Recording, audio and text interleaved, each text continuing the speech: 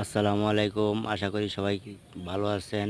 আমিও ভালো আছি। তো আপনাদেরকে আজকে একটি ভিডিও দিব।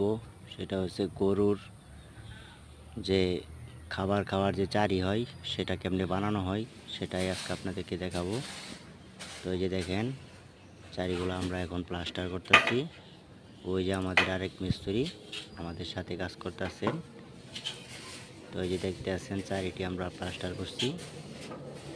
আর যে জায়গাটিতে আমরা বালু বানাইছিলাম সেই জায়গাটা আমরা সুন্দর করে পরিষ্কার করে দিচ্ছি।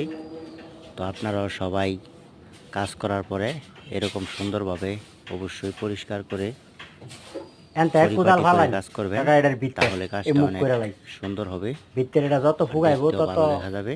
করা মজা হবে তো ভিতরে এই অনেক যে দিলা দেখেন, আমাদের মিস্ত্রি কত সুন্দরভাবে নিখুঁত করে কাজটি করছে।